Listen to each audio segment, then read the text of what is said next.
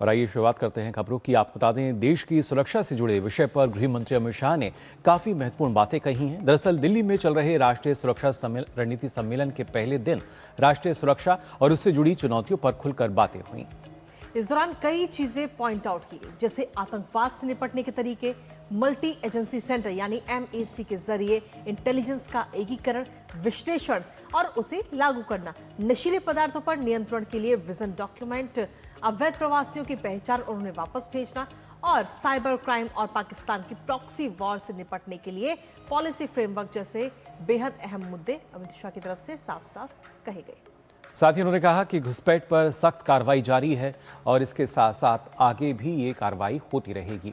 अवैध प्रवासियों को जाना होगा, घुसपैठ से निपटने का व्यापक ढांचा जो है बनेगा और इसके साथ साथ मैक यानी MAC डेटा का AI आधारित विश्लेषण भी किया जाएगा। साथ ही आतंकवाद पर प्रहार योजना लागू होगी और भगोड़ों को वापस लाकर ट्रायल में जो तेजी है वो भी यहाँ देखने को मिलेगी।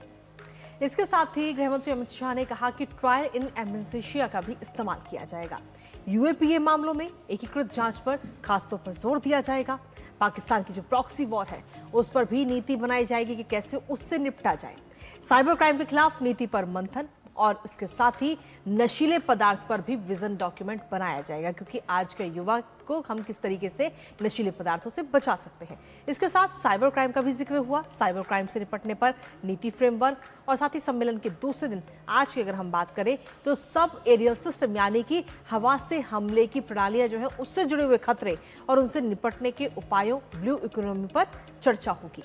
बिल्कुल, किस तरीके से जो ब्लू इकोनॉमी है यानी हमारी समुद्री अर्थव्यवस्था, उसको हम सुरक्षित कैसे कर सकते हैं। साथ ही इंफॉर्मेशन वारफेयर और राष्ट्रीय सुरक्षा पर इसके असर और बायो सिक्योरिटी फ्रेमवर्क की ज़रूरत पर ध्यान केंद्रित किया जाएगा। यानी वो तमाम पहलू जिनको लेकर देश की जब सुरक्षा की हम बात करते हैं, कहीं भी कोताही बरती नहीं जाएगी। हर एक पहलू पर विशेष फोकस जो है वो सरकार का यहाँ नजर आता है और इसी को लेकर हमने देखा किस तरीके से जो मंथन है इस बैठक में यहाँ पर हुआ है, सम्मेलन में हुआ है पहले दिन, और खासतौर से आज का जो दिन है वो भी काफ़ी महत्वपूर्ण रहेगा, क्योंकि सरकार लगातार हमने देखा है किस तरह की जो नीतियाँ हैं वो अभी तक लाई है।